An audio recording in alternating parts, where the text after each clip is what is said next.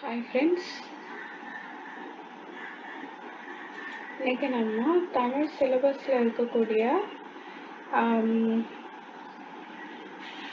என்ன இருக்குன்னா தமிழின் தொன்மை, சிறப்பு, திராவிட மொழிகள் தொடர்பான செய்திகள். இப்போ தமிழ் மொழி தொடர்பாக நம்ம 6வதுலேருந்து 10வது வரைக்கும் இருக்கக்கூடிய அனைத்து புத்தகங்களிலும், அதாவது பழைய புத்தகம், புது புத்தகம், இது ரெண்டுத்துலேயும் இருக்கக்கூடிய செய்திகளை நம்ம இப்போ இன்னைக்கு கம்பைன் பண்ணி பார்க்க போகிறோம். சரிங்களா? இப்போ ஃபஸ்ட்டு 6வது புத்தகத்தில் இருக்கக்கூடிய இயல் 1ல் இருக்கக்கூடிய வளர்த்தமிழ், அதில் இருக்கக்கூடியதான் பார்ப்போம். இப்போ என்னென்னா, மூத்த தமிழ் என்றும் எளிமையானது, இனிமையானது, வளமையானது, காலத்துக்கு ஏற்ப தன்னை தகுதிப்படுத்திக் கொள்வது, நினைக்கும் போது நெஞ்சில் இனிப்பது, நம் வாழ்வை செழிக்க செய்வது, உலக செம்மொழிகளில் ஒன்றாக விளங்கும் தமிழ் மொழியின் சிறப்புகளை அறியலாம் வாருங்கள் அப்படின்ட்டு சொல்லியிருக்காங்க. இப்போ உலக செம்மொழிகளில் ஒன்றாக விளங்கும் தமிழ் மொழி. இப்போது நம்ம உலக செம்மொழியாக எப்போ ஆக்கப்பட்டது அப்படின்னா 2004 அக்டோபர் மாதம் தமிழ்மொழி செம்மொழியாக ஏற்படுத்தது அப்படின்னு சொல்லுவாங்க. இப்போது மனித இன பரிணாம வளர்ச்சியோட சிறப்புகளில் ஒன்று தான் மொழி. எப்படி குரங்கில் இருந்த மனிதர்கள் பரிணாம வளர்ச்சி அடைந்து வந்தாங்க அப்படின்னு சொல்கிறாங்களோ, அந்த மாதிரி மொழி அப்படின்றது ஃபஸ்ட்டு சைகைகள், அதுக்கப்புறமா ஒலி குறியீடுகள், இந்த மாதிரி அப்படி ஒரு பரிணாம வளர்ச்சி அடைந்து தான் இப்போ இந்த அளவுக்கு மொழியாக மாறி இருக்கு. அப்போது ஒரு மொழி அப்படின்றது நம்மளுடைய உயிரினத்திட்ட இருந்து மேம்படுத்தி காட்டுறது மொழி தான். ஏன்னா விலங்குகள்லாம் என்ன பண்ணும், சவுண்டு அந்த மாதிரி தான் கொடுக்கும். நம்ம தான் எழுத்து மொழி, பேச்சு மொழி இந்த மாதிரி சொல்லிட்டு நிறையா இது பண்ணுறோமா. நம்ம சிந்திக்கிறத வெளிப்படுத்தவும் அது உதவுது. அப்போ மற்றவங்களோட கருத்தை அவங்க நம்மக்கிட்ட சொல்கிறது மூலமா அவங்களோட கருத்து என்ன அப்படின்றது நமக்கு தெரியுது.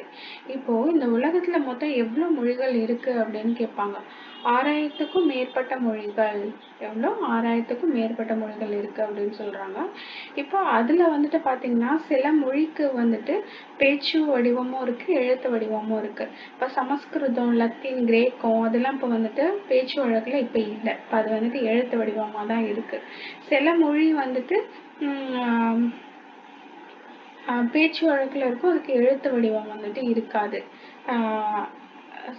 சில மொழிகள்லாம் நரிக்குறவர்கள் இவங்க பேசுகிற மொழிகளுக்கெல்லாம் பேச்சு வடிவம் தான் இருக்கும், எழுத்து வடிவம் இருக்காது.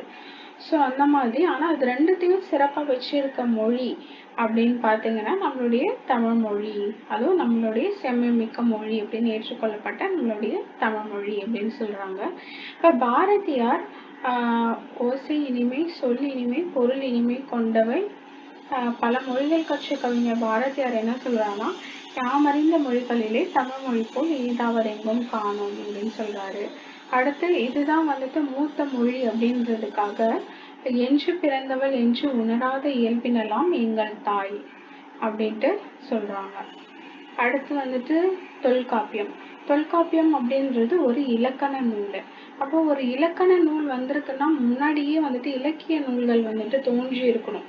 அதுக்கப்புறமா தான், அதான் எப்படி இப்போ சாலைகள் தோன்றின பிறகுதான் சாலை விதிகள் தோன்றி இருக்குமோ, அது போல இலக்கியம் தோன்றின பிறகுதான் இலக்கண விதிகள் தோன்றி இருக்கணும். அப்போ தமிழில் நமக்கு கிடைத்த மிக பழமையான இலக்கண நூல் எது அப்படின்னு சொல்லி கேட்டாங்கன்னா அது தொல்காப்பியம். ஸோ இதுலேருந்தே தமிழ் ஒரு தொன்மையான மொழி அப்படின்றத உணரலாம். அடுத்து எளிய மொழி. எளிய மொழினா பேசும் படிக்கும்லாம் ரொம்ப ஈஸியான உகந்த மொழி அப்படின்னு சொல்கிறாங்க. இதெல்லாம் நமக்கு நார்மலாகவே தெரியும். எழுத்துக்குட்டி படித்தாலே தமிழ் ஈஸியாக படிச்சிடலாம்.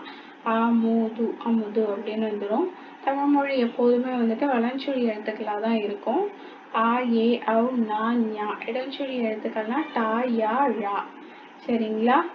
அடுத்து இப்போ முதலில் ஆளப்படும் இந்த தமிழ்ன்ற வார்த்தை முதல்ல எந்த இலக்கியத்தில் வந்திருக்கு அப்படின்னு கேட்டிருக்காங்க. அதுக்கான மேற்கோள். இப்போ தமிழ் எங்கே இருக்குது? தொல்காப்பியம். மிக பழமையான இலக்கண நூலாக நமக்கு இருக்கிறது தொல்காப்பியம்.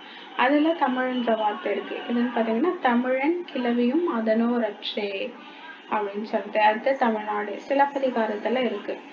இல்லைன்னா வஞ்சி காண்டம். அதில் மொத்தம் 3 காண்டங்கள் இருக்கு இல்லையா, புகார் காண்டம், மதுரை காண்டம், வஞ்சி காண்டம்னு. அதில் அந்த வஞ்சி காண்டத்தில் இருக்கு, நுண்கடல் வேலியை தமிழ்நாடு ஆக்கிய இதுனி கருதினை ஆகியின் வஞ்சி 165 165. அடுத்து தமிழன் அப்படின்றது எதில் இருக்குன்னா அப்பருடைய தேவாரம், தமிழன் கண்டாய் திருத்தாண்டகம் 23. சரிங்களா? ஸோ இந்த மாதிரி இடத்துலலாம் அது வந்துட்டு இருக்கு. அடுத்து சீர்மை மொழி அப்படின்னு சொல்லுவாங்க. சீர்மைனா ஒரு ஒழுங்குமுறை. இப்போ உயர்திணை அப்படின்றத நம்ம வந்துட்டு தாழ்த்திணைன்னு சொல்லாம அல் கூட்டல் திணை, அதாவது உயர்வு அல்லாத திணை, அதாவது அக்ரிணை அப்படின்னு சொல்றாங்க. இப்போ பாகற்காய் வந்துட்டு கசப்பு சுவையுடையது, அதனால் கசப்பு காய்னு கூறாம இனிப்பு இல்லாத காய் பாகற்காய், அதாவது பாகு கூட்டல் அல் கூட்டல் காய் பாகற்காய் அப்படின்ட்டு சொல்றாங்க. ஸோ அதனால ஒரு பெயரிடுவதில் கூட ஒரு சீர்மை மிக்கதா இருக்கு தமிழ்மொழி. அடுத்து வளமை மொழி. வளமைனா ஒரு பொருளை குறிக்க நிறைய சொற்கள். இப்போ பூவோட 7 நிலைகளுக்கும் வந்துட்டு இவங்க வந்துட்டு பேர் வச்சிருக்காங்க. என்னன்னு பார்த்தீங்கன்னா ஃபர்ஸ்ட் அரும்பு, அதுக்கு அடுத்து மொட்டு, லைட்டா மலர்ந்திருக்கிறது முகை, இன்னும் கொஞ்சம் மலர்ந்திருக்கிறது மலர், நல்ல மலர்ந்திருக்கிறது அலர், அதுக்கடுத்து கொஞ்சம் வாடினது வி, அப்புறம் ரொம்ப வாடினது செம்மல். அரும்பு, மொட்டு, முகை, மலர், அலர், வி, செம்மல். அது போல மான்ற சொல்லுக்கு வந்துட்டு பார்த்தீங்கன்னா இவ்வளோ பொருட்கள் இருக்கு. மரம், விலங்கு, பெரிய, திருமகள், அழகு, அறிவு, அளவு, அழைத்தல், துகள், மேன்மை, வயல், வண்டு, இந்த மாதிரி சொல்லிட்டு இதெல்லாம் வந்துட்டு இதுக்கு கொடுத்துருக்கக்கூடிய ஒரு சொல்லுக்கு இவ்வளோ பொருட்கள் அப்படின்றது. அப்போ அவ்வளோ ஒரு வளமை மிக்க மொழியா அது இருக்கு. அடுத்து வளர்மொழி. வளர்மொழி அப்படின்னா தமிழுக்கு முத்தமிழ் அப்படின்ற ஒரு சிறப்பு பெயர் இருக்கா. என்னென்ன? இயல்தமிழ், இசைத்தமிழ், நாடகத்தமிழ். இப்போ இயல்தமிழ் அப்படின்றது இயல்பா நம்ம பேசுறது, அப்போ நம்மளுடைய எண்ணத்தை வெளிப்படுத்த உதவுது. இசைத்தமிழ் அப்படின்றது என்ன? பாட்டு பாடுறப்போ அதை கேட்குறப்போ நம்மளுடைய உள்ளம் மகிழுது, ஸோ அதான் உள்ள தமிழ் இருக்கும். இதே நாடகத்தமிழ் ஒருத்தவங்களுடைய இப்போ சிவாஜி கணேசன் அவங்களுடைய படம் அந்த மாதிரிலாம் இப்போ ரீசெண்டாக வர படங்கள் அந்த மாதிரிலாம் பார்த்தோம்னா உணர்ச்சி வசப்படுவோம். அதை நம்மளுடைய உணர்வுலேயே கலந்து இப்போ வீரபாண்டிய கட்டபொம்மன் படத்தை பார்த்தா நமக்கே வந்துட்டு ஒரு வீரம் வரா மாதிரி சிவாஜி நடிச்சிருப்பார். அந்த மாதிரி நம்மளுடைய உணர்வுல கலந்து வாழ்வோட நிறைக்குறைகளை வந்துட்டு சுட்டி காட்டும். இதுதான் இப்போ இதுதான் வந்துட்டு வளர்மொழி. இப்போ வந்துட்டு இதுல காலந்தோறும் நிறைய இலக்கிய வடிவங்கள் வருது. முதல்ல செய்யுளா இருந்துச்சு, அதுக்கப்புறமா கவிதையா மாத்தினாங்க, அதுக்கப்புறமா இப்ப புது கவிதை. அந்த புது கவிதையும் இப்ப வந்துட்டு எப்படி மாத்திட்டாங்கன்னா துளிப்பா அப்படின்ற மாதிரி மாத்திட்டாங்க. இது கட்டுரையில உரைநடை வடிவங்கள் பார்த்தீங்கன்னா ஃபர்ஸ்ட் கட்டுரை, அடுத்து புதினம், அடுத்து சிறுகதை, இந்த மாதிரி உரைநடை வடிவங்கள். இப்போ வந்துட்டு பார்த்தீங்கன்னா அறிவியல் தமிழ்னு வந்துருச்சு, கணினி தமிழ்னு வந்துருச்சு. இப்போ கணினி தமிழா ஆக்கணும் அப்படின்னா அறிவியல் தமிழ் அப்படின்னு பார்த்தோம்னா இப்போ வந்துட்டு நிறைய WhatsApp, Facebook, search engine, monitor, screen, இந்த மாதிரி நிறைய வந்துச்சு இல்லையா. அதுக்கெல்லாம் இப்போ நம்ம தமிழ் சொற்களை வந்துட்டு உருவாக்கணும். ஸோ அதுதான் புதுமை மொழி. இணையம், இன்டர்நெட், முகநூல், ஃபேஸ்புக்கு, புலனம், வாட்ஸ்அப், குரல் தேடல், சர்ச் இன்ஜின், தேடுபொறி, சர்ச் இன்ஜின், இந்த மாதிரி சொல்லிட்டு நிறைய இந்த மாதிரி இருக்கு இல்லையா. ஸோ அடுத்து வந்துட்டு செய்தித்தாள், வானொலி, தொலைக்காட்சி, இந்த மாதிரியான இதுலையும் வந்துட்டு நம்மளுடைய மொழி பயன்படுத்தக்க அளவில் இருக்கு அப்படின்னு சொல்லியிருக்காங்க. இது பார்த்துருவோம். தாவர இலை பெயர்கள். இப்போ ஆலமரம், அரச மரம், மாமரம், பலாமரம், வாழை மரம், இதில் உள்ளதெல்லாம் என்ன சொல்லுவோம்? இலைன்னு தான் சொல்லுவோம். அகத்திக்கீரை, பசலைக்கீரை, முருங்கைக்கீரை, அருகு புல், கோரப்புல், நெல்லுக்கு வந்துட்டு தாள், வரகு தாள், மல்லித்தழைன்னு சொல்லுவோம். சப்பாத்தி கள்ளி மடல், தாழை மடல், கரும்பு தோகை, நாணல் தோகை, அடுத்து பனை ஓலை, தென்னை ஓலை, கமுகு கூண்டல், இந்த மாதிரி நம்ம வந்துட்டு இலைப்பெயர்களை வந்துட்டு சொல்லுவோம்.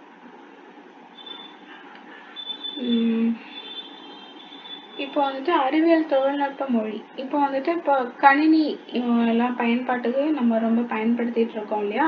அப்போ தமிழ் மொழியை கணினியில நம்ம பயன்படுத்தணும் அப்படின்னா அது வந்துட்டு எண்களோட அடிப்படையில வந்துட்டு வடிவமைக்கப்பட்டிருக்கணும். அப்போ தொல்காப்பியம், நன்னூல், இது மாதிரிலாம் வந்துட்டு படிப்பதற்காக தான் எழுதப்பட்டது. ஆனால் இப்போ வந்துட்டு கணினி மொழிக்கும் ஏற்ற நுட்பமான வடிவத்தையும் அது வந்துட்டு பெற்றிருக்க எதுனா தொல்காப்பியம் நன்னூல். இப்போ இதுதான் தமிழ் எண்கள் 1 2 3 4க்கு தமிழ் எண்கள் வந்துட்டு என்ன இருக்குன்னு பாத்துங்க. க உ ஞ ச ரு ச ஏ ஆ கு க இந்த மாதிரி ஒரு 0 இதுதான். அப்போ இந்த மாதிரி நம்மளுடைய மொழி வந்துட்டு ரொம்ப பழமையான மொழியாகவும் இருக்கு. அதே போல இப்போ நம்ம புதுமையாகவும் பயன்படுத்தத்தக்க மொழியாகவும் இருக்கு. ஸோ அந்த மொழியோட வளர்ச்சிக்கு நம்ம வந்துட்டு பங்காற்றணும் அப்படின்னு சொல்லியிருக்காங்க. இப்போ 2000 வருஷமா ஆண்டுகளா இப்போ வழக்கில் இருக்க சில தமிழ் சொற்கள். இப்போ வேளாண்மை அப்படின்னா கலித்தொகை.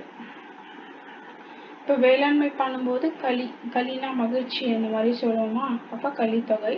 திருக்குறள் ஃபர்ஸ்ட் திருக்குறள்ல என்னென்ன இருக்குன்னு பார்த்தோம். திருக்குறள்ல வேளாண்மை, மருந்து, அன்பு, உயிர், மகிழ்ச்சி, அரசு. ஓகேவா? இப்போ வேளாண்மை செஞ்சா நம்ம எப்படி இருக்கலாம்? மகிழ்ச்சியா இருக்கலாம், அன்பா இருக்கலாம், உயிரா இருக்கலாம், அரசு அமைச்சுக்கலாம். ஏதாவது நமக்கு உடல்நல கோளாறு வந்துச்சுன்னா மருந்து போட்டுக்கலாம். ஸோ வேளாண்மை, மகிழ்ச்சி, அன்பு, உயிர், மருந்து. அடுத்து தொல்காப்பியத்துல என்னென்ன இருக்குன்னு பாருங்க. தொல்காப்பியத்துல உலகம் கிளவியாக்கம். கிளவினா சொல்லுன்னு அர்த்தம். நம்ம வந்துட்டு ஒரு ஷார்ட்கட் வச்சுக்கலாம்னா உலகம் வந்துட்டு உலகத்துல நடக்கிற எல்லா கதையும் கிழவி மாதிரி உட்காந்து பேசிட்டு இருக்க அப்படின்னு சொல்லுவாங்களா. அப்போ உலகம் கிளவியாக்கம். அடுத்து ஊர் வந்துட்டு அகத்திணையியல். அடுத்து வந்துட்டு அன்புன்னா கலவியல்னாலே தெரியும்ல. அன்பு திருமண வாழ்க்கையெல்லாம் கலவியல்னு சொல்லுவாங்க. அதுக்கு அடுத்து கிளவியாக்கம். அதே போல உயிர் கிளவி உயிர் ஊசல் ஆடிட்டு இருக்கு, அப்போ உயிர் கிளவியாக்கம். அதுக்கு அடுத்து புகழ் வந்துட்டு வேற்றுமை. யாரையும் வேற்றுமை பார்க்காம நம்ம புகழணும் அப்படின்னு சொல்றது. உடம்புல இருக்கக்கூடிய செல்கள் அப்படின்னு சொல்லுவோம்ல, அதெல்லாம் இது புறத்திணை. புறம்ன்றது உடல் தானே, அப்போ புறத்திணை. அடுத்து வந்துட்டு ஒழி கிளவியாக்கம். சில பேர் வீட்டுல வந்துட்டு என்ன பண்ணுவாங்கன்னா வயசானவங்கள ஒழிஞ்சுப்போன்னு சொல்லிட்டு திட்டுவாங்களா. ஸோ அந்த மாதிரிலாம் பண்ணக்கூடாது. நம்ம இதுக்கு ஷார்ட்கட்டு ஒழி கிளவியாக்கம். அடுத்து முடினா வினைனா ஒரு செயல். எதுனாலும் நல்லபடியாக அதை செஞ்சு முடிக்கணும். அப்போ முடி தொல்காப்பியம் கிளவியாக்கம், ஒழி கிளவியாக்கம், செல்லு புறத்திணையல் தொல்காப்பியம், புகழ் வேற்றுமையல் தொல்காப்பியம், மகிழ்ச்சி ஆல்ரெடி திருக்குறள்ல பார்த்தோம் தொல்காப்பியம், உயிர் மகிழ்ச்சி வந்துட்டு கற்பியல்.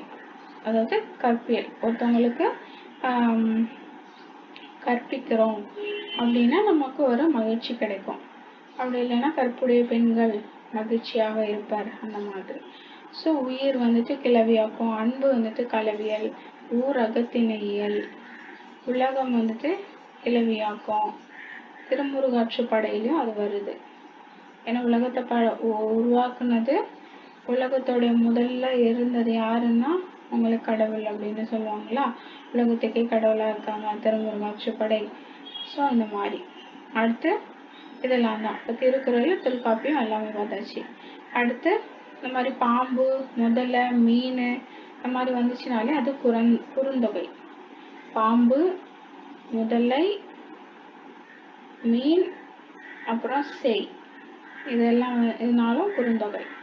அதுக்கடுத்து பார்னா பெரும்பானாற்று படை.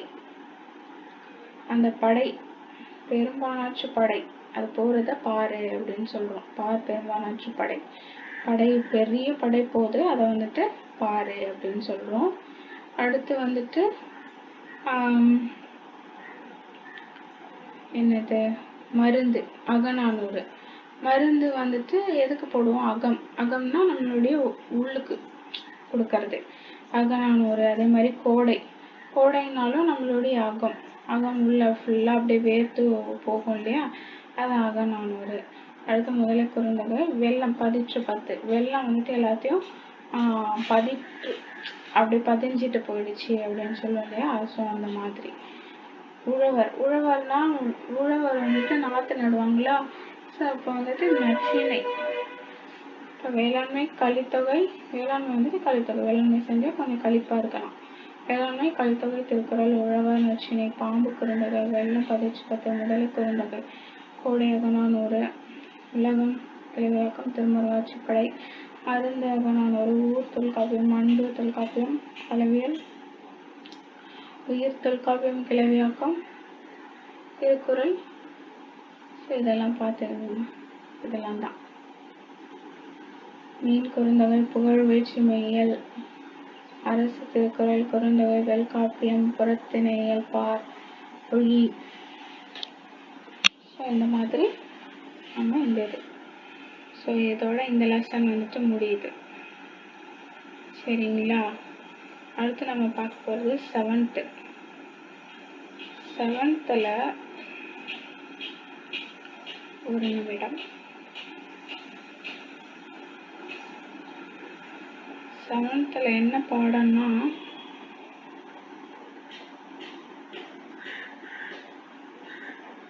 பேச்சு மொழியும் எழுத்து மொழியும்.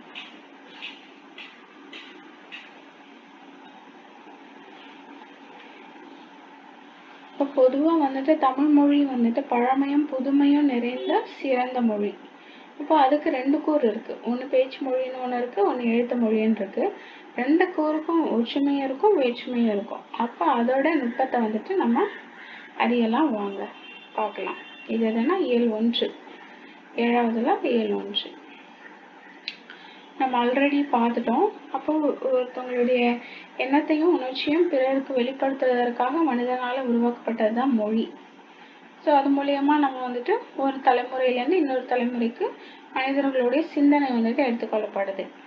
இப்போது மொழி இல்லைன்னா மனித சமுதாயம் இந்த அடைஞ்சிருக்க முன்னேற்றத்தை எப்படி இருக்க முடியாது அப்படின்னு சொல்லியிருக்காங்க. ஆரம்ப காலத்தில் அவங்கெல்லாம் ஒரு தனித்தனி குழுவாக வந்துட்டு வாழ்ந்து வந்தாங்க. அப்போ அவங்க எல்லாமும் அவங்களுக்குள்ள தனித்தனியாக ஒரு ஒலி குறியீடுகளை வந்துட்டு உருவாக்கிக்கிட்டாங்க. அது மூலமாக தான் மொழிகள் வந்துட்டு பல மொழிகள் அந்த மாதிரி தோன்றி இருக்கு. இப்போ நம்ம மொழியோட வடிவங்கள் அப்படின்னு சொல்லிட்டு ஃபர்ஸ்ட் பார்க்குறோம் அப்படின்னா, பேசுறதும் கேட்குறதும் தான் மொழியோட முதல் நிலை அப்படின்னுட்டு சொல்றாங்க. இப்போ எப்படின்னா, இப்போ நான் பேசுகிறேன், இப்போ நீங்கள் வந்துட்டு கேட்பீங்க இல்லையா, அப்போ நீங்கள் பேசுனீங்கன்னா நான் கேட்பேன். இப்போ அடுத்த 2வது நிலை அப்படின்றது என்னன்னா, படிக்கிறதும், அதாவது எழுதுறதும் படிக்கிறதும். இப்போ இந்த இதில் வந்துட்டு எழுதப்பட்டு இப்போ நம்ம அதை படிக்கிறோம் இல்லையா, ஸோ அப்போ அது வந்துட்டு 2ஆம் நிலை. ஸோ இப்போ வந்துட்டு இந்த மாதிரி தான் முதல் நிலை 2ஆம் நிலைன்னு இருக்கு. இப்போ அந்த ஒரு மனிதர்களுடைய சிந்தனைகள் வந்துட்டு ரொம்ப காலத்துக்கு வரணும், காலம் கடந்தும் அது இருக்கணும் அப்படின்னா அதுக்கு எழுத்து மொழி தான் காரணமாகுது. ஏன்னா இப்போ நம்ம பேசுகிறோம், அது வந்துட்டு இப்போதைக்கான தேவைக்கு உடனடி பயன்பாட்டுக்கு இப்போ நம்ம அதை வந்துட்டு பயன்படுத்துகிறோம். அந்த காலத்தில் கல்வெட்டில் எழுதி வச்சாங்க, செப்பேடுகளில் எழுதி வச்சாங்க, ஓலைச்சுவடிகள் எழுதி வச்சாங்க. அந்த மாதிரி எழுதி வச்சது மூலயமா தான் இப்போ நமக்கு திருக்குறள், சங்க இலக்கியங்கள் அந்த மாதிரி நிறைய கிடைச்சிருக்கு. அப்போது காலம் கடந்து அது வாழணும் அப்படின்னா எழுத்து மொழி பயன்படுது. இப்போ பேச்சு மொழி உடனடி பயன்பாட்டுக்கு பயன்படுது அப்படின்னு சொல்கிறாங்க. ஆனால் இப்போ இருக்கக்கூடிய ஆடியோ வீடியோ ரெக்கார்டிங் மூலயமா நம்ம பேச்சு மொழியும் நம்ம வந்துட்டு பதிவு பண்ணி வைக்கப்படுது அப்படின்னு சொல்கிறாங்க. சரி பார்ப்போம். இப்போ பேச்சு மொழி அப்படின்றது ஒரு மொழியோட உயிர் நாடி அப்படின்றது என்னன்னா அது பேச்சு மொழி தான். ஏன்னா மக்கள் எல்லாரும் அதை பேசிட்டு இருந்தா மட்டும்தான் அந்த மொழி வந்துட்டு உயிரோட இருக்கு, அப்படி இல்லைன்னா அழிஞ்சு போச்சு அப்படின்னு சொல்லுவோம். இப்போ எப்படி கிரேக்கம், லத்தீன், இந்த சமஸ்கிருதம் இதெல்லாம் அந்த அளவுக்கு யாராலையும் பேசப்படுறது இல்லை. ஆனால் இப்போ தமிழ் மொழி இன்று வரை பேசப்பட்டுட்டு இருக்கா. ஸோ அப்போ அதனால பேச்சு மொழி தான் அதோட உயிர் நாடி அப்படின்னு சொல்றாங்க. அதுக்கு அந்த பேச்சு மொழியில வந்துட்டு உடல் மொழி இருக்கணும். இப்போ பேசுறதுல ஏற்ற இறக்கமா பேசணும். ஸோ இதெல்லாம் வந்துட்டு பேசணும். இப்போ ஒரு பேச்சு போட்டி நடக்குன்னா ஏற்ற இறக்கமும் பேசுகிறப்போ உங்களுக்கு பரிசு கிடைக்குது இல்லையா? ஸோ அதெல்லாம் பேச்சு மொழியோட சிறப்பு கூறுகள். இப்போ இதில் வந்துட்டு பேச்சு மொழியில் பொருள் வேறுபாடும் சொல்லிட்டு வரும். எப்படி அப்படின்னா, இப்போ வந்துட்டு ஒரு வார்த்தை எப்படின்னு பார்த்துக்கோங்க. இப்போ குழந்தைய நல்லா கவனிங்க அப்படின்னு நம்ம சொல்கிறோம். இப்போ கவனின்றது நல்லா பார்த்துக்கோங்க, அதாவது பேணுதல் அப்படின்ற வார்த்தையில வருது. இதே நில், கவனி, செல் அப்படின்ட்டு வர்றதப்போ நின்று கவனிச்சு போகணும் அப்படின்னு சொல்கிறோம். அப்போ வந்துட்டு ஒரு பாதுகாப்பு பொருளை வந்துட்டு தருது. கவனின்ற சொல் வந்துட்டு பேணுதல் அப்படின்ற பொருளையும் பாதுகாப்பு அப்படின்ற பொருளையும் வந்துட்டு தருது. அது போல இப்போ நம்ம ஏற்ற இறக்கமா பேசுறோம் இல்லையா? இப்போ ஏற்ற இறக்கமா பேசுறப்போ ஒன்று ஃபர்ஸ்ட் சொன்ன கவனின்றது பேசப்படும் சூழலை பொறுத்து. இது வந்துட்டு இப்போ ஏற்ற இறக்கமா பேசுறப்போ என்னால் போக முடியாது அப்படின்னு சொல்றோம். என்னால் போக முடியாது அப்படின்னு சொல்றப்போ அப்போ மறுத்து சொல்ற மாதிரி, என்னால் போக முடியாதுப்பா, எனக்கு கால் வலிக்குது, இந்த மாதிரி சொல்றப்போ இயலாமை வந்துட்டு குறிக்குது. அடுத்து எந்த சொல்லுக்கு வந்துட்டு நம்ம அழுத்தம் கொடுக்குறோம் அப்படின்றத பொறுத்து. இப்போ வந்துட்டு நான் பறவையை பார்த்தேன், நான் பறவையை பார்த்தேன். அப்போ பறவையை பார்த்தது யாரு? நான் பறவையை பார்த்தேன். இப்போ பறவையை பார்த்தேன்னா நீ அப்போ எதை பார்த்த அப்படின்றதுக்கு. நான் பறவையை பார்த்தேன், நீ அப்போ பறவையை என்ன பண்ண, என்ன செய்தாய்? பறவையை பார்க்க மட்டும்தான் செஞ்சேன் அப்படின்ற மாதிரி. இப்போ எந்த வார்த்தைக்கு நம்ம வந்துட்டு அழுத்தம் கொடுக்குறோமோ அதை பொறுத்து மாறும். இப்போ இந்த மாதிரி ஒரு சொல்ல வந்துட்டு நம்ம ஏற்ற இறக்கமா பேசுறதுனால அதோட பொருள் வேறுபடும் அப்படின்றத நன்னூல் நூற்பா அப்படின்றத நமக்கு சொல்லுது. எடுத்தல், படுத்தல், நலித்தல், உழப்பில் திரிவும் தத்தமிழ் சிறிது உளவாகும். எடுத்தல் அப்படின்னா நீட்டி ஒலிக்கிறது, படுத்தல் அப்படின்னா அப்படி ரொம்ப மெதுவா, நலிதல்னா சவுண்டு கொஞ்சம் கம்மியா. அது மாதிரி உழப்பில் சொல்றதுல இந்த மாதிரி நிறைய திரிவுகள்லாம் அதுல வரும் அப்படின்றது உழப்பில் திரிவும். ஸோ அப்போ அந்த பொருள்ல வந்துட்டு வேறுபடும், தத்தமிழ் சிறிது உளவாகும் அப்படின்ட்டு நன்னூல் வந்துட்டு சொல்லுது. எல்லாமே இல்லை இல்லைன்னு முடிஞ்சிருக்கா, இங்கேயும் இல்லா நன்னூல் அப்படின்னு போட்டு விட்டுருங்க. பேசப்படுவதும் கேட்கப்படுவதுமே உண்மையான மொழி. இப்போ வந்துட்டு நம்ம ஒரு நிலை பார்த்தோம் இல்லையா? பேசப்படுறது எழுதப்படுவதும் முதல் நிலை, பேசப்படுவதும் கேட்பதும் முதல் நிலை, எழுதப்படுவதும் படிக்கப்படுவதும் இரண்டாம் நிலை. அது மட்டும் இல்லாமல் வேற ஒரு மொழி நிலைகளும் இருக்கு. அது என்னென்னா எண்ணப்படுவது, நினைக்கப்படுவது, கனவு காணப்படுவது, அந்த மாதிரி சொல்லிட்டு யார் சொல்றேன்னா மு. வரதராசனார். எண்ணப்படுவது, நினைக்கப்படுவது, கனவு காணப்படுவது. கனவுல நமக்கு வரும், அப்ப வரும் அப்படின்னு வர்றதுனால வரதராசனார், மு. வரதராசனார். அடுத்து வட்டார மொழி.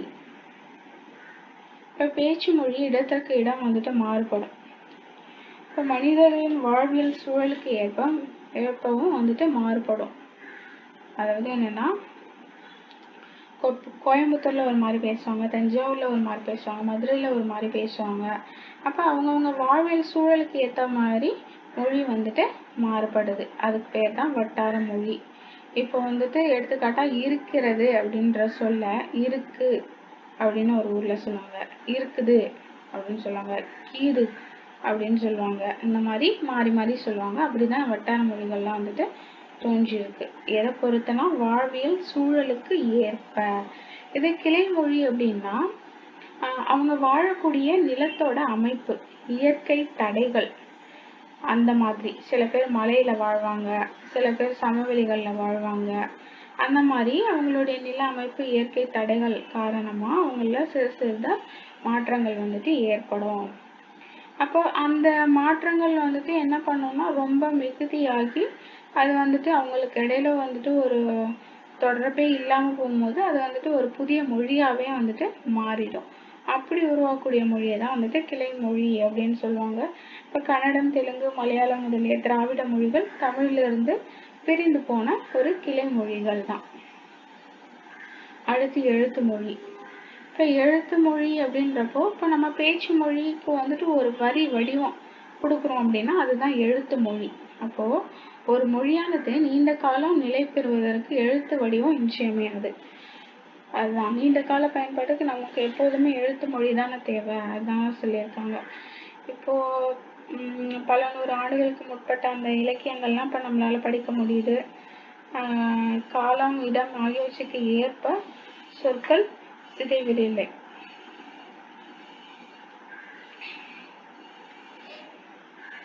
எழுத்து மொழியில வந்துட்டு காலம் இடம் ஆகியவற்றுக்கு ஏற்ப சொற்கள் சிதைவதில்லை.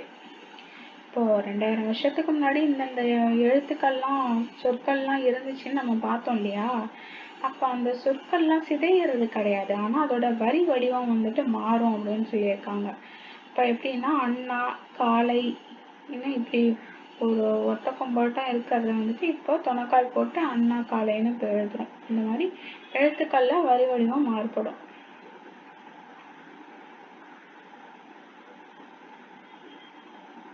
எழுத்து மொழியில சொற்கள் சிதைவதில்லை, ஆனா வரி வடிவம் மட்டும் மாறும்.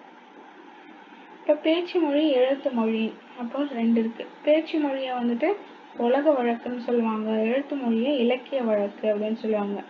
ஏன்னா செய்யுள்லாம் ஏற்றுறாங்க இல்லையா, ஸோ அதனால இலக்கிய வழக்கு. உலகத்தில் பேசுகிறோம் அப்படின்றதுனால பேச்சு வழக்கு, பேச்சு மொழியை உலக வழக்கு அப்படின்னு சொல்லுவாங்க. அப்போ நல்லா சாப்பிட்டான் அப்படின்றத நன்றாக சாப்பிட்டான் அப்படின்னு சொல்கிறது தான் எழுத்து மொழி. நல்லா சாப்பிட்டான்றது பேச்சு மொழி. ஏன்னா பேச்சு மொழியில தான் வந்துட்டு எழுத்துக்கள் குறுகி ஒலிக்கும், ஆனால் எழுத்து மொழியில் அது முழுமையாக எழுதப்படும். அதுதான் இங்கே தொல்காப்பியர் என்ன சொல்கிறாருன்னா, பேச்சு மொழிக்கும் எழுத்து மொழிக்கும் இடையே வேறுபாடு பெரிய அளவில் இருந்துச்சுன்னா அதை இரட்டை வழக்கு, டைக்ளாசிக் லாங்குவேஜ் அப்படின்னு சொல்லுவாங்களாம். அப்போ தமிழில் அந்த காலத்துலேருந்தே எழுத்து மொழிக்கும் பேச்சு மொழிக்கும் வேறுபாடு இருந்திருக்கு. இப்போ அதை தான் வந்துட்டு தொல்காப்பியர் என்ன சொல்கிறாருன்னா உலக வழக்கு செய்யுள் வழக்கு அப்படின்னு சொல்கிறாரு. புரியுதா? செய்யுள் அந்த மாதிரிலாம் வந்துட்டுனாலே அது தொல்காப்பியர் தான். இந்த மாதிரியான கோட்ஸ்லாம் கொடுத்து இதை யார் சொன்னது அப்படின்னு கேட்பாங்க. இப்போ பேச்சு மொழியில் உணர்ச்சி கூறுகள் அதிகமாக இருக்கும், எழுத்து மொழியில் உணர்ச்சி கூறுகள்லாம் குறைவு. இப்போ வந்து அப்படி இப்படின்லாம் நம்ம வந்துட்டு எந்த ஒரு பொருளும் இல்லாமலே பேசுவோம், ஆனால் எழுத்து மொழியில் அதெல்லாம் இடம்பெறாது. இப்போ பேச்சு மொழியில் உடல் மொழியும் குரல் ஏற்றத்தாழ்வும் இணைவதால் அது எழுத்து மொழியை விட எளிமையாக கருத்தை உணர்த்துது. இப்போ வந்துட்டு ஒரு எழுதி இருக்கிறத விட ஒருத்தவங்க பேசுகிறப்ப நமக்கு ஈஸியாக வந்துட்டு புரிஞ்சிடும் இல்லையா, ஸோ அதுதான் சொல்கிறாங்க. ஆனால் எழுத்து மொழியில் இந்த உடல் மொழி குரல் ஏற்றத்தாழ்வுக்கெல்லாம் இடம் இல்லை. இன்னொன்று என்ன தெரிந்து கொள்வோம், கேட்டல் பேசுதல் என்னும் முதல் நிலையிலேயே குழந்தைகளுக்கு தாய்மொழி அறிமுகமாகிறது. ஆமாம், ஏன்னா நம்ம குழந்தை வந்துட்டு நம்ம பேசுறது வச்சு தானே கேட்டு அது வந்துட்டு வளருது. இப்போ படித்தல் எழுதுதல்லாம் 2ஆம் நிலையில தான் வந்துட்டு பிற மொழிகள் அறிமுகம் ஆகுது. இப்போ எழுத்து மொழி வந்துட்டு சிந்தித்து எழுதப்படும். இப்போ அதில் பிழை ஏதாவது ஏற்பட்டுச்சுனாலும் நம்ம திருத்திக்க முடியும். ஆனால் பேச்சு மொழியில சிந்திக்கிறதுக்கான நேரம் வந்துட்டு குறைவு, திருத்தி கொள்ள வாய்ப்பும் இல்லை. ஸோ அதனால திருத்தமான இலக்கிய நடையில வந்துட்டு அமைவது இல்லை. அதான் பேச்சு மொழி தான் எப்போதுமே மாற்றம் அடைந்து வரும், எழுத்து மொழி மாறாது அப்படின்னு சொல்லியிருக்காங்க. அவங்க எழுத்து மொழியில வந்துட்டு பிறமொழி சொல், பேச்சு மொழியில பிறமொழி சொற்கள் கூட மிகுதியாக வந்துட்டு இடம்பெறும். ஆனால் எழுத்து மொழியில பெரும்பாலும் மொழி தூய்மை பேணப்படுது. இப்போ பேச்சு மொழியில நம்ம மாற்றி கூட சொல்லுவோம், ஈங்கிறத ஏன்னு சொல்லுவோம். இப்போ இலன்ற இலை என்பதை இலைன்னு சொல்லுவோம், உலகம்ன்றத உலகம், உலகம் என்பது உலகம் அப்படின்னு சொல்லுவோம். இதெல்லாம் எழுத்து மொழியில் அது மாதிரிலாம் வராது. இப்போ வந்துட்டு தமிழ் மொழியில் 2த்துக்கு இடையில வேறுபாடு இருக்குது, பேச்சு மொழிக்கும் எழுத்து மொழிக்கும். ஸோ அதுதான் வந்துட்டு இரட்டை வழக்கு மொழி அப்படின்ட்டு சொல்கிறாங்க இல்லையா. முன்னாடிலாம் மேடை பேச்சு வானொலி தொலைக்காட்சியிலலாம் எழுத்து மொழியாக இலக்கிய தமிழ் தான் பயன்பட்டு வந்துச்சு. ஆனால் இப்போ அதெல்லாம் மாறிட்டு இப்போல்லாம் வந்துட்டு இயல்பான பேச்சு மொழி தான் பேசப்படுது. இப்போ வந்துட்டு நாளேடுகள், பருவ இதழ்கள்ல நாளேடு, பருவ இதழ்கள் அந்த மாதிரி வர்றதுல எழுத்து தமிழ் தான் பயன்படுத்தப்பட்டு வருது. காலந்தோறும் ஏற்படக்கூடிய மாற்றத்தை வந்துட்டு தவிர்க்க முடியாது. நம்மளுடைய தாய்மொழியை நம்ம சிதையாம காக்கணும் அப்படின்ட்டு சொல்றாங்க. இப்போ இந்த காலத்துல புதிய அறிவியல் கண்டுபிடிப்புகள் மூலம் சான்றோர்களின் உரைகள் அதான் இப்போ வந்துட்டு பேச்சு மொழியுமே வந்துட்டு ஒளிப்பதிவு மூலியமா பதிவு பண்ணி வைக்கப்படுது. ஸோ அதனால பேச்சு மொழி இந்த காலத்திற்கு நிலைத்து நிற்கும். பாவேந்தர் பாரதிதாசன் என்ன சொல்றாருன்னா, பாரதிதாசன் எளிய நடையில் தமிழ் நூல்கள் எழுதிடவும் வேண்டும்.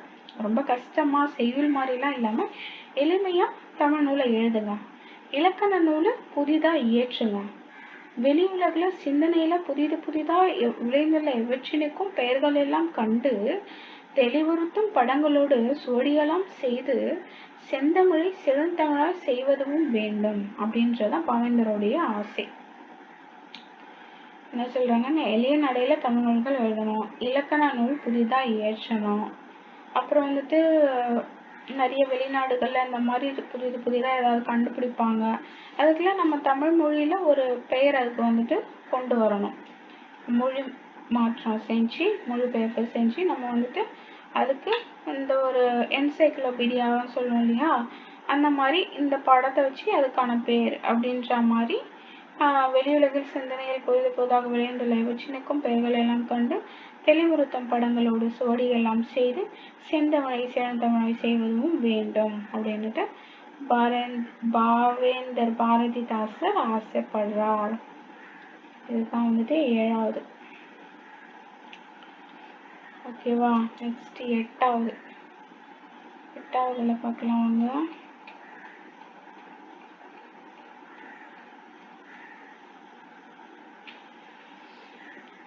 தமிழோட வரி வடிவ வளர்ச்சி.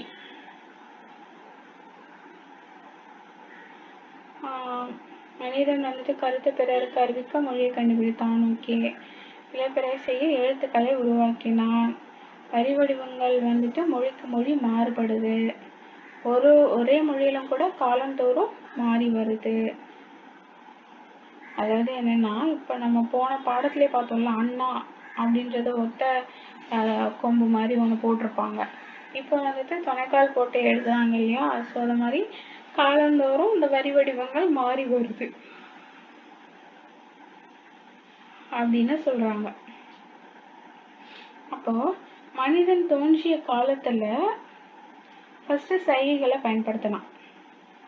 அதுக்கப்புறமா என்ன பண்ணா, அவனுடைய குரலை பயன்படுத்தி ஒலிகள் மூலமா, இப்ப குயிலுனா குக்கு அப்படின்ட்டுலாம் நம்ம வந்துட்டு சொல்லலாம் இல்லையா, அந்த மாதிரி குரலை பயன்படுத்தி ஒலிகள் மூலமா கருத்துக்களை வெளிப்படுத்தினான். அடுத்து சிறிதா சொற்களை வந்துட்டு கத்துக்கிட்டான். அந்த சொற்கள் திரும்ப திரும்ப சொல்லப்பட்டதுனால செம்மைப்பட்டு காலப்போக்கில் பேச்சு மொழி உருவானது. புரிஞ்சுதா? அப்ப எழுத்துக்களோட தோற்றம். மனிதன் தனக்கு எதிரே இல்லாதவங்களுக்கும் பின்னால் வரும் தலைமுறையினருக்கும் தனது கருத்துக்களை தெரிவிக்க விரும்பினான். அதற்காக பாறைகளிலும் குகைச்சுவர்களிலும் தன் எண்ணங்களை குறியீடுகளாக பொறித்து வைத்தான். இதுவே எழுத்து வடிவத்தின் தொடக்க நிலை. இதற்கு பார்த்தீங்களா, இந்த படத்துல என்ன பண்ணது, இங்க ஒரு மாடு மாதிரி இருக்கு, இங்க ஒரு மான் மாதிரி இருக்கு, அம்பு விடுறாங்க, ஆடு, கோழி இந்த மாதிரி இருக்கு இல்லையா. ஸோ அப்போ முதல்ல குறியீடுகளாக பொறுத்து வைத்தான். அதுதான் எழுத்தோட தொடக்க நிலை. இப்போ அவங்க வந்துட்டு என்ன பண்ணாங்க அப்படின்னா, தொடக்க காலத்துல எழுத்து அப்படின்றது ஒரு ஓவிய வடிவமா தான் இருந்தது. பாருங்க, இந்த மாதிரி ஓவியமா தான் இருந்தது. அதனால இந்த இதுக்கு தான் பேர் என்னன்னா ஓவிய எழுத்து. இப்ப ஆன்னு சொல்றோம், அது வந்துட்டு ஒரு ஒலி. அதுக்கு நான் இந்த இடத்துல வந்துட்டு ஒரு எழுத்து இருக்கு இல்ல, இந்த இடத்துல ஆடு அப்படின்னு இருக்குது அப்படின்னா அந்த மொத்த வடிவத்துக்கு தான் வந்துட்டு அவங்க ஒரு ஓவிய வடிவம் இருக்கு. சரிங்களா?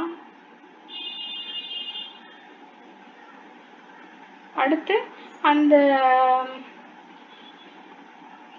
இப்போ வந்துட்டு அந்த அடுத்ததா ஓவிய எழுத்து வந்தது. அடுத்ததாக ஒவ்வொரு வடிவமும் அவ்வடிவத்துக்கு உரிய முழு ஒலியாகிய சொல்லை குறிப்பதாக மாறுனுச்சு. இப்போ இந்த இடத்துல மனிதன் அப்படின்னு இருக்காங்கன்னா, இப்போ மனிதன் என்ற ஒரு சொல்ல வந்துட்டு நம்ம இந்த இடத்துல எழுதுவோம் அப்படின்ற மாதிரி மாறுச்சு.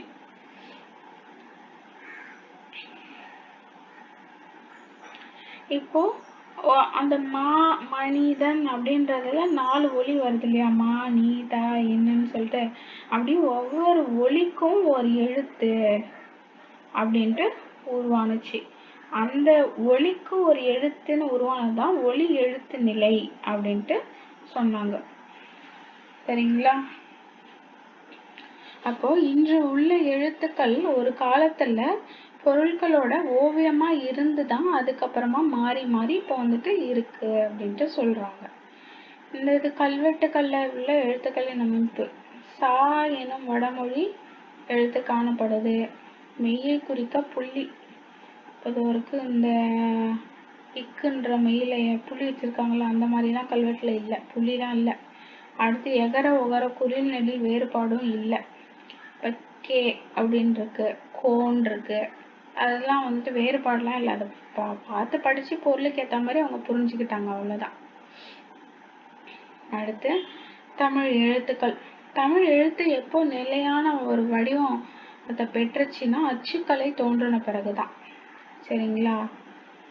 இப்போ தமிழ் எழுத்துக்களோட பழைய வரி வடிவங்களை கோவில்களில் உள்ள கருங்கல் சுவர்களிலும் செப்பேடுகளிலும் காண முடியும். இப்போ பழைய தமிழ் எழுத்தோட பழைய வரி வடிவம் அப்படின்னு சொன்னா அது எப்படி இருக்கும்னா, ஒன்று வட்ட எழுத்து, இன்னொன்று தமிழ் எழுத்து அப்படின்ட்டு தான் நம்ம வந்துட்டு சொல்லுவோம். இப்போ கல்வெட்டுகள் வட்ட எழுத்து தமிழ் எழுத்து தான் அதோட வரி வடிவம். அதெல்லாம் வந்துட்டு எங்கெங்க கிடைச்சிது அப்படின்னா, கோவிலோட கருங்கல் சுவர், அதான் கல்வெட்டுகள்னு சொல்லுவாங்க இல்லையா. அப்புறம் செப்பேடுகள். செப்பேடுனா வந்துட்டு செம்பு பட்டயம், அதாவது செம்பு காப்பரால் செய்யப்பட்ட ஒரு பட்டயம் அப்படின்னு சொல்லுவாங்க இல்லையா. ஸோ அதில் தான் வந்துட்டு கிடைக்குது. இப்போ கல்வெட்டுலாம் வந்துட்டு கிமு 3ஆம் நூற்றாண்டுலேயே கிடைக்குது. செப்பேடுலாம் எப்போ கிடைக்குதுன்னா கிபியில தான் கிடைக்குது. செப்பேடு பி ஓகேவா. செப்பேடு கிபியில தான் கிடைக்குது, கிபி 7ஆம் நூற்றாண்டு. ஸோ இப்போ இது ரெண்டுத்துலேயும் கிடைக்கிறத வந்துட்டு வட்ட எழுத்து தமிழ் எழுத்து அப்படின்னு சொல்லிட்டு இரு வகையாக வந்துட்டு பிரிச்சுக்கலாம்.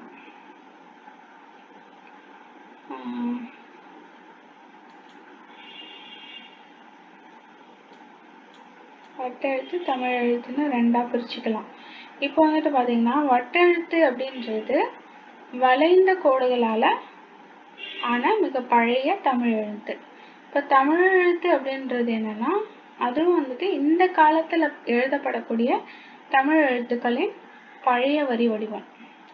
வட்டெழுத்து அப்படின்னா ஒன்றும் வளைவாக இருக்கும், வட்ட வட்டமாக எழுதியிருப்பாங்க அந்த மாதிரி. தமிழ் எழுத்து அப்படின்னா இப்போ நம்ம எழுதுறோம் இல்லையா தமிழ் எழுத்து, அதோட பழைய வரி வடிவம் அப்படின்னு சொல்கிறாங்க. இப்போது சேர பாண்டிய மண்டலத்தில், அதாவது 8ஆம் நூற்றாண்டு முதல் 11ஆம் நூற்றாண்டு வரைக்கும் கிடைக்கக்கூடியதில் வட்ட எழுத்துக்களே இடம்பெற்று இருக்கு அப்படின்னு சொல்கிறாங்க. வட்ட எழுத்துக்கள் ஓகேவா. வட்ட எழுத்துக்களோட நூற்றாண்டு என்னன்னா 8ஆம் நூற்றாண்டுலேருந்து 11ஆம் நூற்றாண்டு, 8லேருந்து 11 சேர பாண்டிய மண்டலங்கள்ல. இதே வந்துட்டு தமிழ் எழுத்து அப்படின்றது இப்போ ரீசெண்டாக வந்தது தானே. அதாவது தமிழ் எழுத்துக்கு பழைய வரி வடிவம்னு சொல்லியிருக்காங்க. அப்போ முதலாம் ராசராச சோழனுடைய காலமான 11ஆம் நூற்றாண்டுக்கு பிறகுதான் பழைய தமிழ் எழுத்துக்கள் வந்துட்டு காணப்படுது அப்படின்ட்டு சொல்றாங்க. ராசராச சோழன் அதே காலகட்டத்தில். இது வந்துட்டு சேர பாண்டிய மண்டலத்தில் 8லேருந்து 11.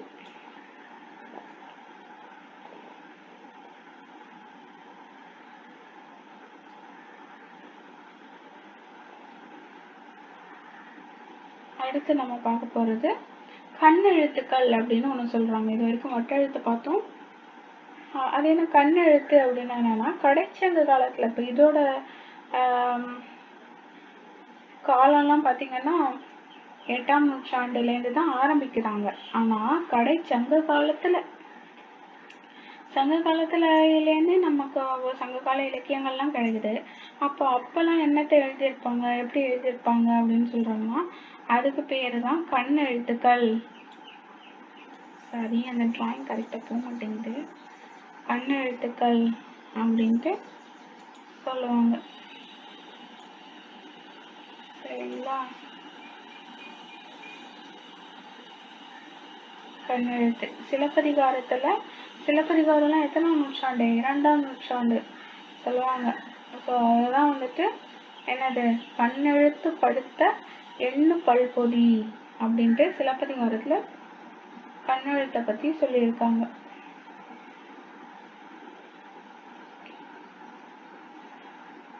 சிலப்பதிகாரம்.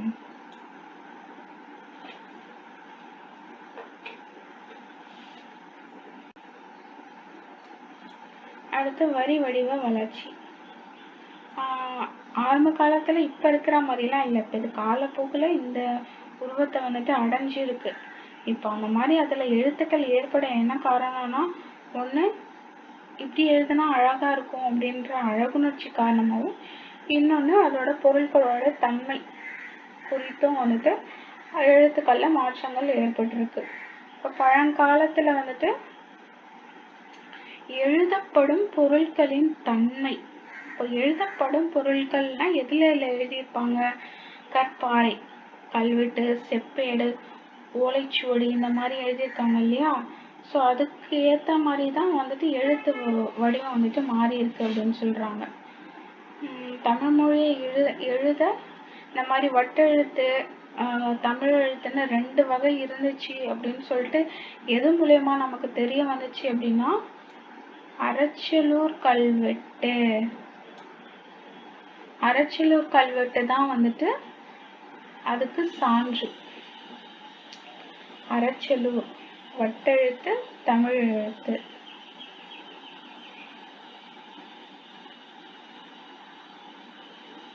சரிங்களா? இதுக்கெல்லாம் ஷார்ட்கட் வச்சுக்கோங்க. அதெல்லாம் வந்துட்டு இல்லைன்னா மறந்து போயிடும். இப்போ வட்டமா இருக்கு தமிழ் எழுத்து அப்படின்னா நம்ம வந்துட்டு என்ன பண்ணுவோம்? இப்போ போட்டு அரைப்போம் இல்லையா? வட்டமா இருக்கிற கொடக்கல்ல தானே போட்டு அரைப்போம். அதனால வட்ட எழுத்து தமிழ் எழுத்து அப்படின்னாலே அது அறச்சலூர் கல்வெட்டு.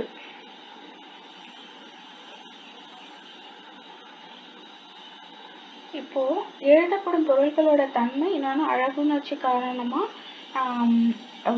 வேறுபாடு இருந்துச்சு அப்படின்ட்டு சொன்னாங்க இல்லையா? ஸோ இப்போ அது எப்படி வேறுபடுதுன்னு பார்ப்போம். இப்போ பாறைகள்ல நம்ம வந்துட்டு செதுக்கி தான் வந்துட்டு அவங்க வந்துட்டு எழுத்துக்களை உருவாக்குவாங்க. அப்படி உருவாக்கும் போது அதுல நேர்கோடு தான் வந்துட்டு பயன்படுத்தப்பட்டிருக்கு. சரிங்களா? அதுல வந்துட்டு வளைகோடுகளை பயன்படுத்த முடியாது. இதே ஓலைகள்ல எழுதும்போது புள்ளி வைக்க முடியாது, நேர்கோடு இந்த மாதிரிலாம் எழுதுறது கடினம். அப்படின்றதுனால ஓலை, வலை, லைன்னு வருதா, பாறை, நேர்கோடு. ஸோ இந்த மாதிரி ஓலைகள்ல வளைகோடுகளை அதிகமா பயன்படுத்தி இருக்காங்க. அப்போ சில எழுத்துக்களை வந்துட்டு அழகுபடுத்துவதற்காக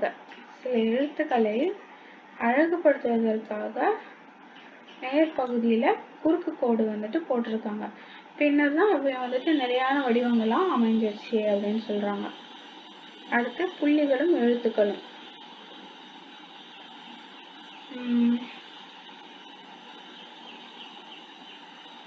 ஓகே,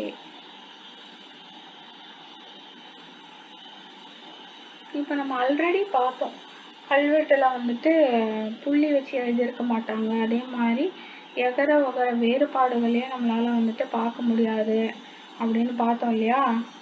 இந்த மாதிரி அந்த காலத்துல ஓலைச்சுவடிகள்ல இந்த மாதிரி தானே எழுதியிருக்காங்க. அப்போ அந்த எகர ஒகர குரில் எழுத்துக்களை குறிக்க எழுத்துக்களின் மேல் புள்ளி வைக்கும் வழக்கம் தொல்காப்பியர் காலம் முதல் இருந்து வந்துள்ளது அப்படின்னு சொல்லியிருக்காங்க. இப்போ எடுத்துக்காட்டா இந்த எதுன்னு இருக்கு, மேல ஒரு புள்ளி வைக்கிறாங்க.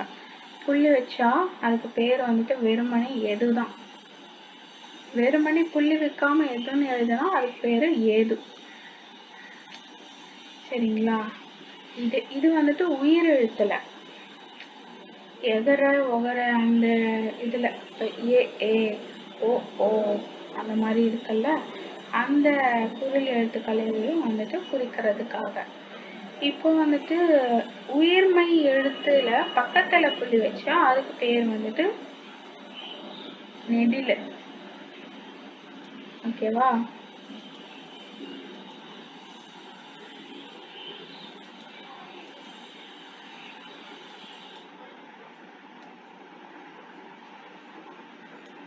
பக்கத்துல வச்சா தா.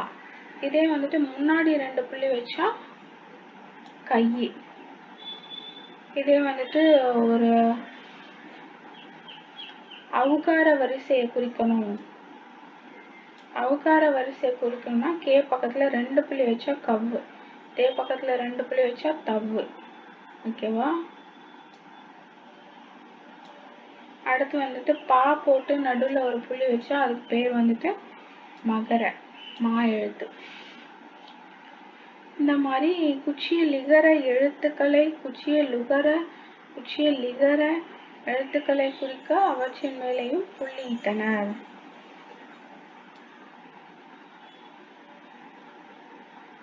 குசுதுதுகுரு மாதிரி குச்சிய லிகர எழுத்துக்கள் மாதிரி வர்றதுக்கு மேலேயும் எழுத்துக்களை குறிக்க அவற்றின் மேலேயும் புள்ளியிட்டனர். கை மாதிரி குச்சியில வர எழுத்துக்களை குறிக்கவும் புள்ளியிட்டிருக்காங்க. சரி, உருவ மாற்றம். இப்போ வந்துட்டு புள்ளிக்கு பதிலாக துணைக்கால் வந்துட்டு பயன்படுத்தப்படுது. அதே போல அந்த இரட்டை புள்ளிக்கு பதிலாக இணைக்கொம்பு இது பயன்படுத்தப்படுது. இந்த காலத்துல கொம்பு கால். அவுகார உயிர்மையை குறிக்க கொம்பு கால். இது இணைக்கொம்பு, இது துணைக்கால், இது வந்துட்டு கொம்பு கால். கொம்பு கால் வந்துட்டு பயன்படுத்தப்படுது. இப்போ குச்சிய லுகர எழுத்துக்களின் மேல் புள்ளியிடும் வழக்கம் இக்காலத்தில் வழக்கொழிந்து விட்டது. இப்போ கூ மேல கூக்கும் இடையில டிஃப்ரென்ஸ் வேணும் அப்படின்னா புள்ளி வைக்கிறது அந்த காலத்துல வச்சிருக்காங்க. ஆனா இப்போ வந்துட்டு அது வழக்கத்துல இல்லை அப்படின்ட்டு சொல்றாங்க. அடுத்து இப்போ எழுத்து சீர்திருத்தம் எதுக்கு வேணும், அதோட தேவை என்ன அப்படின்னு கேட்டிருக்காங்க.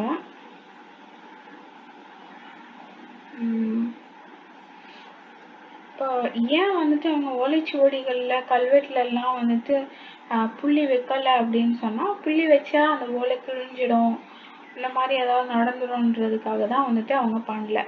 அவங்க வந்துட்டு பத்தியும் பிரிக்கல, அப்படியே எல்லாமே புள்ளி எழுதப்பட வேண்டிய எழுத்துக்கள் புள்ளி இல்லாமலே அப்படியே எழுதியிருக்காங்க.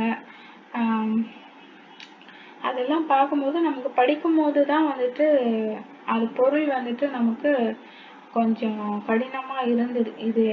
இது வந்துட்டு மெய்யா, உயிர் மெய்யா, குறிலா, நெடிலா அப்படின்னு சொல்லிட்டு அதனாலதான் வந்துட்டு எழுத்து சீர்திருத்தம் பண்ண வேண்டியதா இருந்துச்சு. அந்த மிக பெரும் எழுத்து சீர்திருத்தத்தை யார் பண்ணியிருக்காருன்னா வீரமாமுனிவர் பண்ணியிருக்காரு. இப்ப புள்ளிகளால ஏற்படும் குழப்பங்களை கலைந்தவர் யார் அப்படின்னு கேட்டா வீரமாமுனிவர் தான்.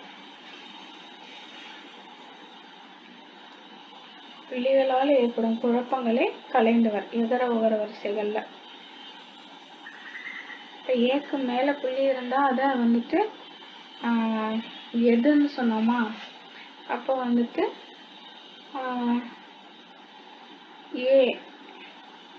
ஏன்னு எழுத்துக்கு கீழ்கோடிட்டு ஏன்னு சொல்லிட்டாரு. ஓக்கு ஒரு சூழ்ச்சி விட்டு ஓன்னு வந்துட்டு மாத்திட்டாரு. அதே மாதிரி இரட்டை கொம்போட கால் சேர்த்து இந்த மாதிரி எழுதுறது அதெல்லாம் வந்துட்டு வீரமாமுனிவர் பண்ண சீர்திருத்தம். ஏ ஏ ஓ ஓ கே கே ஓ கோ கே.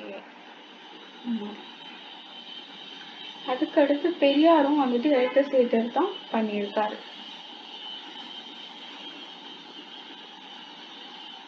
பெரியார் என்ன பண்ணாரு அப்படின்னு சொன்னா 20ஆம் நூற்றாண்டு வரைக்கும் இந்த மாதிரிதான் எழுதிட்டு இருந்தாங்க. அதுக்கப்புறமா தான் இப்படி எழுத ஆரம்பிச்சிருக்காங்க. இத வந்துட்டு இப்ப நம்ம இப்படி எழுதிட்டு இருக்கோம். சரிங்களா? இதுல என்னன்னா அந்த அச்சு கோப்பதற்காக தனியா அச்சு வந்துட்டு உருவாக்கப்பட வேண்டியதா இருந்துச்சு. ஸோ அந்த குறைய வந்துட்டு நீக்குவதற்காக தான் பெரியாரு எழுத்து சீர்திருத்தம் செஞ்சாரு. அது அதுக்கப்புறமா தமிழக அரசால நடைமுறைப்படுத்தப்பட்டிருக்கு. இதுதான் வந்துட்டு அதோட எடுத்துக்காட்டு கொடுத்துருப்பாங்க. ஸோ இந்த மாதிரி வரி வடிவ வளர்ச்சி காரணமா தமிழ் மொழியை வந்துட்டு பிற மொழியினரும் எளிதில் கற்கும் நிலை ஏற்பட்டதுக்கு தமிழ் கணினி பயன்பாட்டுக்கு ஏற்ற மொழியாகவும் ஆயிருக்கு அப்படின்ட்டு சொல்றாங்க. இதோட நம்ம 6, 7 மற்றும் 8ஆம் வகுப்புல இருக்கக்கூடிய தமிழ் மொழி சம்பந்தப்பட்ட நம்ம பாடத்தை வந்துட்டு பார்த்தோம். நன்றி.